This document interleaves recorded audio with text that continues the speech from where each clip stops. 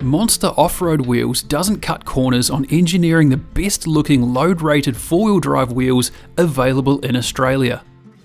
So what better way to put them to the test than over an epic Melbourne to Perth return journey on mud, sand and bitumen.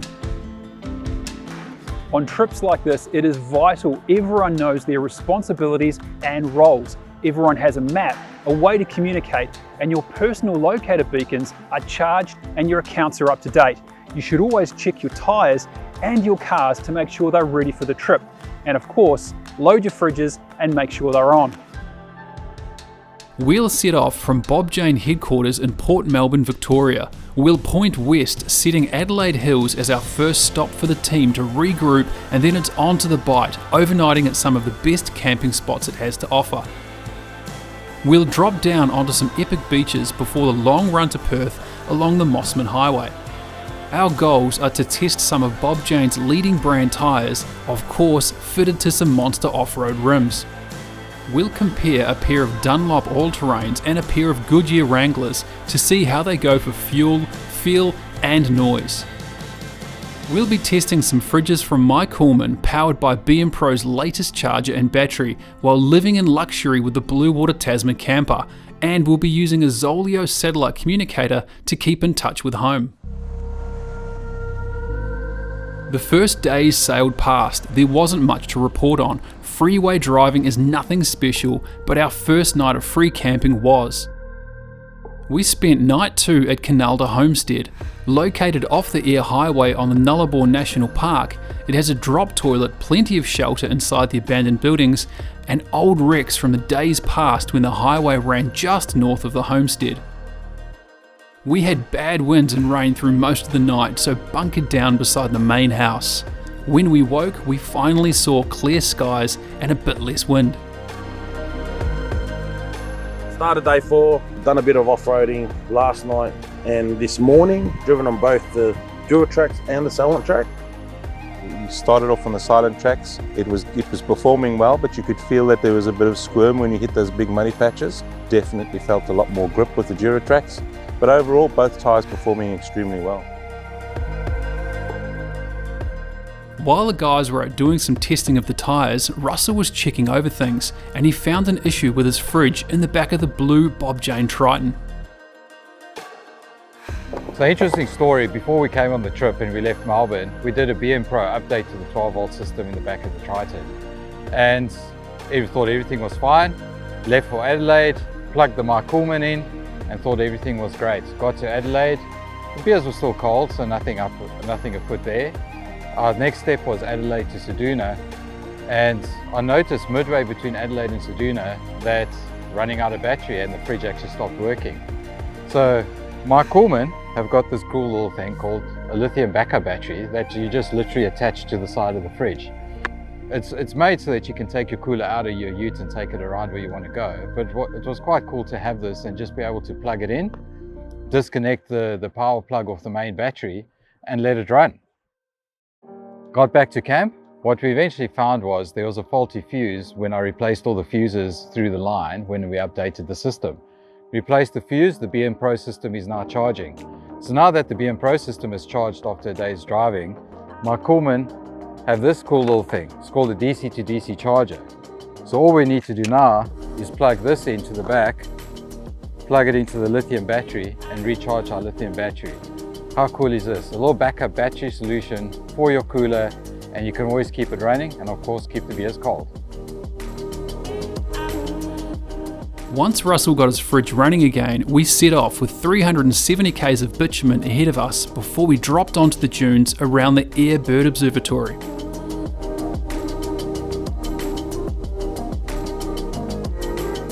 When heading along the high side of the track, it's good to drop your tyre pressures as the track is corrugated up top and the sand is soft once you get off the escarpment. Oh, and radio ahead, especially if you're towing or in a convoy, it gets tight in places. Ayr Bird Observatory, we're just checking in to see if anybody's on the ascent. You're good to come. If you're just coming down the escarpment now, you'll be about a half an hour over. Copy that, thank you, over. Having done 2200 Ks, it was time to start talking about the fuel consumption in the big ram. Alright, here we are at the Airbird Observatory. We've just arrived. I've just driven this Ram 1500 all the way from Adelaide. I've been towing a camper van. We've had some pretty big headwinds, 40 to 50 kilometres per hour, and the fuel economy hasn't been great. Noticing sitting on 110 kilometres an hour, the motor's doing about 2900 RPM. I'm getting about 30 litres per 100.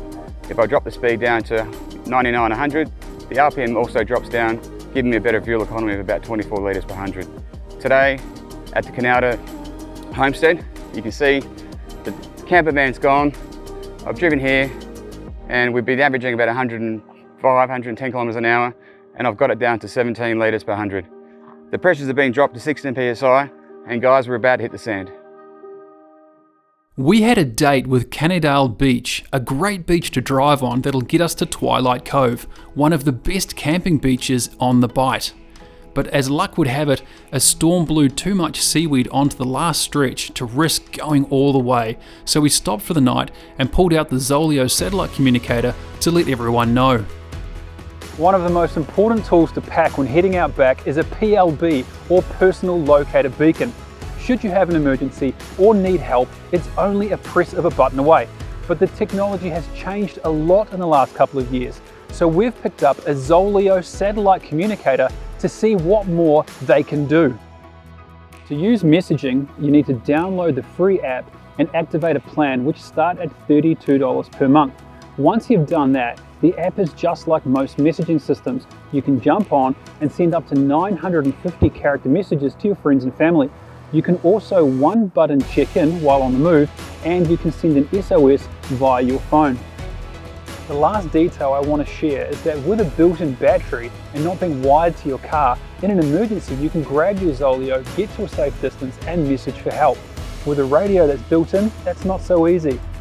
Now I think something like this is a must-have for parents or remote workers, for people who want to do things like pass on the information for how full a dam is or where their location is on their run home. The morning of day 5, and last night we struck a little bit of trouble. We couldn't quite get to Twilight Cove, which was meant to be where we were staying.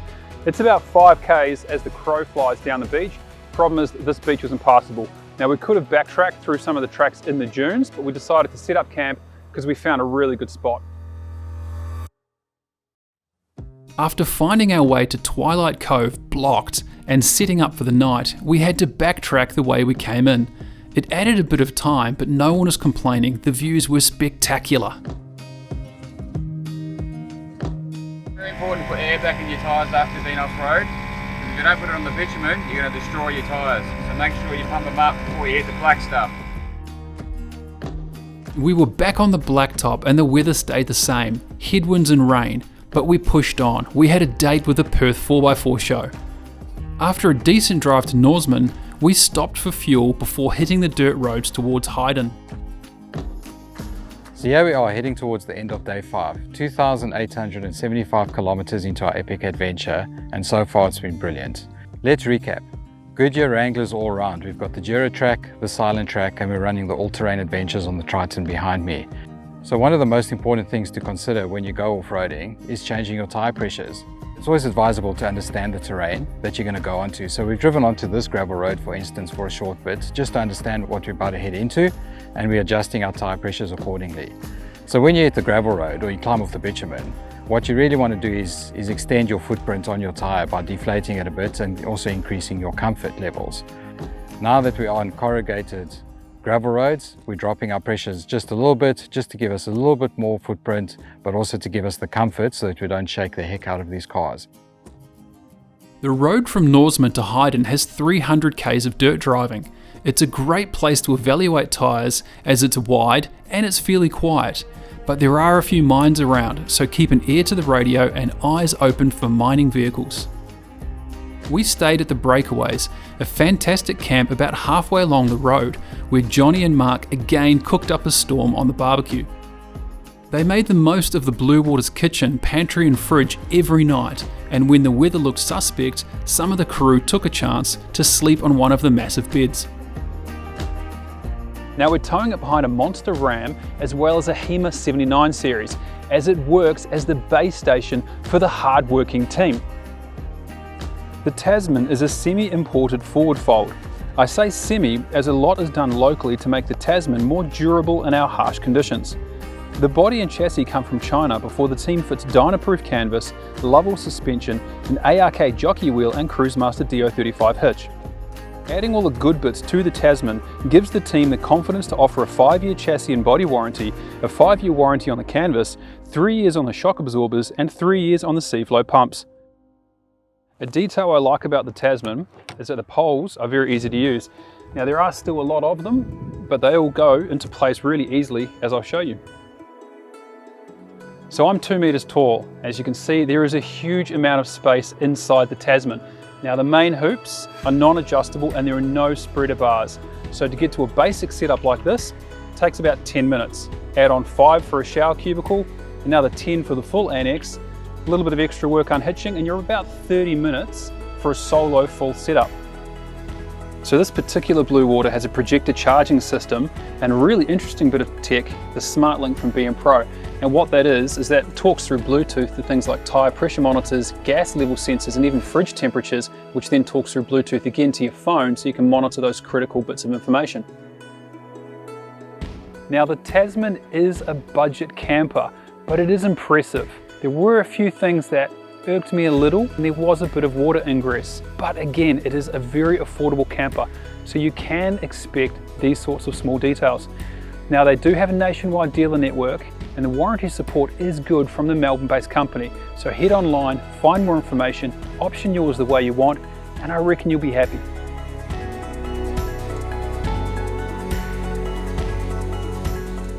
After 3,500 Ks, we made it to Perth. The only thing that didn't go to plan was making it to Twilight Cove. So really, this was a great trouble-free trip. We put the Goodyears to the test, we lived with the Blue Water camper and used the new Pro Boost to keep the battery charged and the My Coolman fridges running. Having the Zolio satellite communicator let us message people about the changes to our drive and check on the weather. And of course, the monster wheels looked great on all of the cars.